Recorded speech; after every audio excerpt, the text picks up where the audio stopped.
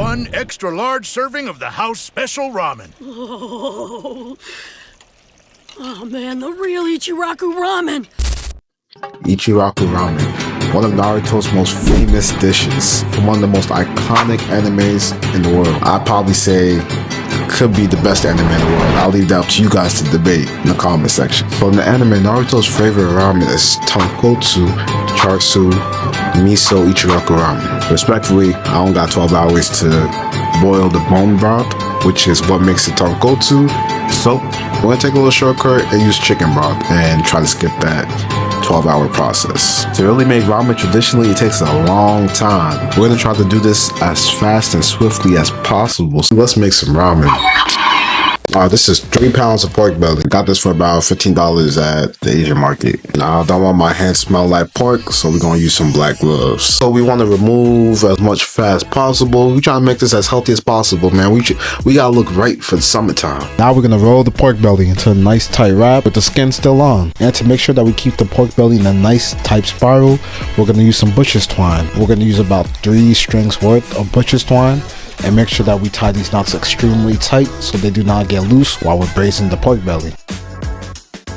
May not be the prettiest of knots, but this is gonna get the job done. Now let's make the braise. And then we're also gonna use dark soy sauce. You gotta get this at the Asian market. It's the only place you're gonna get it. So 1/2 cup of dark soy sauce. 1/2 cup of mirin. 2 tablespoons of sugar. 4 cups of water.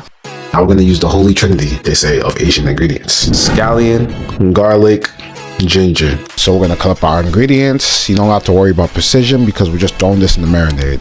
Quick tip for garlic, you can just smash it with your palm. Seems like I need a little bit of work with my gentle fist, but once it's broken up, you can just put it in a container and shake it to the max like Shensia, and voila, now you got your garlic pieces easily broken apart. Then use your ninja skills to just finely chop the garlic. Now we're gonna add our green onions, our ginger, and our garlic.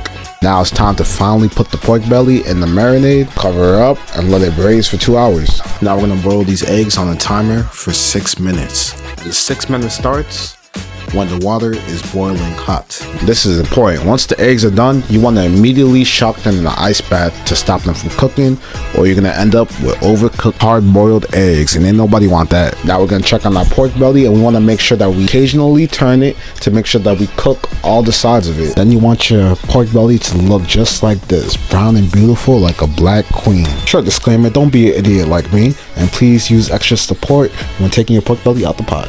Now let's try it one more time. Now that's some pork belly. Look at that shit. Now don't pour this out. We're going to use the juices from the pork belly for our marinade to make the soy egg. Shout out to Benji with Babbage for showing me this trick. We're just going to take a paper towel and take off the layer of fat on top. Then we're going to take our soft boiled eggs and put into a container to marinate for about 46 hours. It's supposed to be 12 hours, but I didn't have enough time to let it soak for that long. So we're gonna do 46 hours. But also save a little bit of that marinade because we're gonna also use that marinade to pour on the pork belly. Now we're gonna cut off the strings. And we're gonna cut the char siu into thinly sliced pieces. Now don't roast me on how I cut my pieces. They came out a little thick because of the skin. But if you guys are struggling cutting it because it's too tender, just put it in the fridge for a few minutes and bring it out and cut it again. Now we're gonna squirt the juice all over the meat. No pun intended, get your mind out the gutter. Now we're gonna char the pork belly with some fire style jutsu, the Naruto way. Smells like a straight barbecue out here. Now that's enough for the charring. Now that's some char siu. I can't make Ichiraku Ramen without Naruto Maki. It's what he's named after. You just gotta have the little pink swirls. It's just too iconic. Now it's finally time to take out the soy egg. And look at that shine. It's almost brighter than my future as a food content creator. Finally, we're gonna chop up a green onion, and with that, our toppings are ready to go. With that, we're gonna chop up our aromatics for the miso-based broth, which we will saute together and add some daishi, which gives the broth an umami flavor. So for the miso broth, we'll be using aged red miso paste, which is for bold, rich flavors, and we'll be using white miso paste, which is for mild flavor. We'll be mixing both of these pastes together to make the miso based broth, And I like to add a little spice, so I'll also be adding some gochujang chili paste. I like my ramen noodles a little spicy. I like a little heat to it. Naruto may not put that in his thing, but I'm gonna make a little alteration for it to make it taste even better. I apologize for the inconvenience, guys. My bad.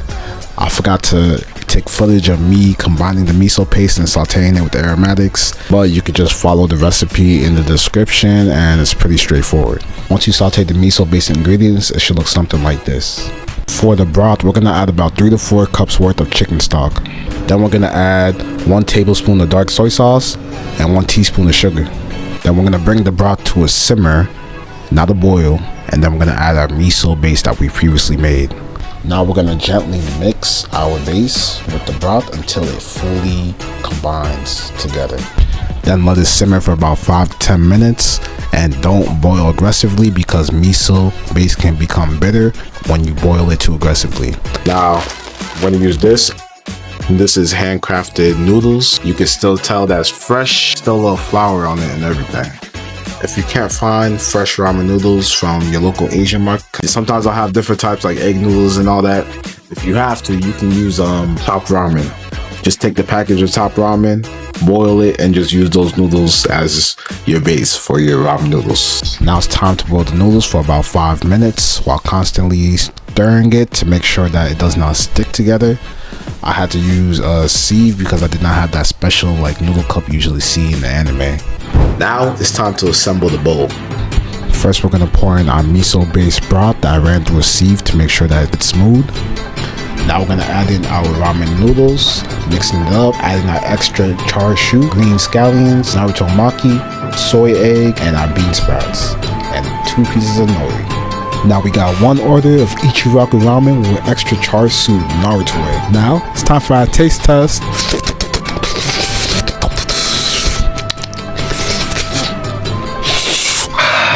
Now I know why Naruto eats this every day. So for my first time trying, it came out amazing. It was pretty close to how the restaurants make it. Beautiful, perfect. Heat, spiciness, all that. The thing about this is that separate, it doesn't fully taste good, but when you put it all together with the ramen noodles and everything, and all the little side pieces, that's when it becomes a beautiful dish.